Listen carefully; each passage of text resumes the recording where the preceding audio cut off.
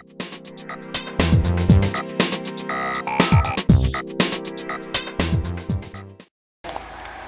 I'm Brett from MRT Performance, and I'm with Brett from GFB, one of our well-known suppliers, and it's a great opportunity to talk about Brett's personal daily transport, which is his STI, and some of the features and enhancements that he's actually done to it.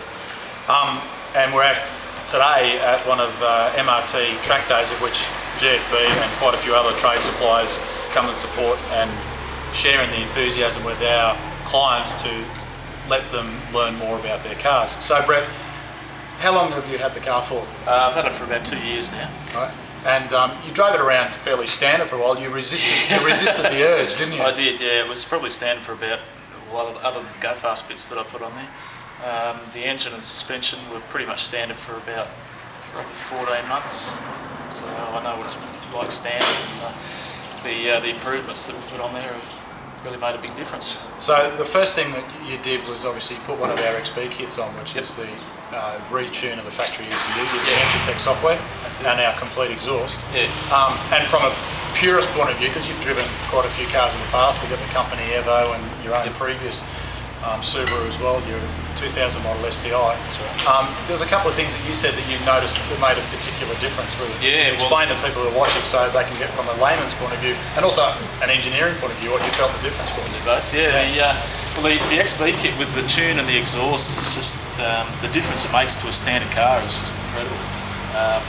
Whilst it might not be the same as putting a big turbo on and getting a huge turbo rush at the top end, the torque spread is just so much bigger.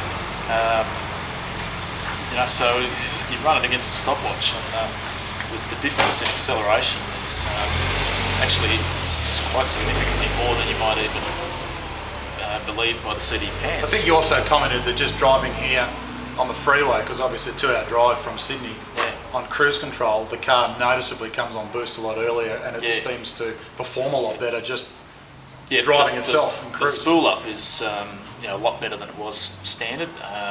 So just going back to the torque spread, I think is the best description you can give for it. Sort of instead of having a rise and fall of torque, you just get this big fat torque band that is available from anywhere from 2,500 RPM all the way to redline now.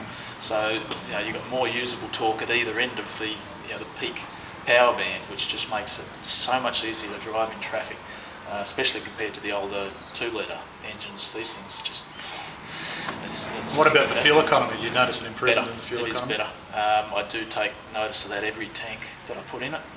Because you travel a fair bit to and from work, don't you? Yeah, I drive about an hour every day, an hour each way to and from work. And, usually I used to run at about 11 to 12, and now I'm sort of hovering around 10 and a half, 11 tops on the same commute. So if we do some quick calcs, over a period of time, actually the kit would eventually pay for itself just in fuel savings. It probably would, yeah. So it's about half a litre to a litre per 100 kilometres better for the fuel economy. The other thing I would comment on is the exhaust that you've put on here. The noise it makes is just great. My last car was loud, low and rough. Drew a lot. It was fun to drive though. I've got a weak spot for the GC body. It was an absolute hoot. My wife hated it, but the exhaust on this one is, I guess, a lot more street friendly. It's got a great sound to it, but at idle you wouldn't even know it was. And you've got a new young addition to your family. Yeah, that's right. So it's not that loud that it bothers the wife and the growing family. No, she really likes this car.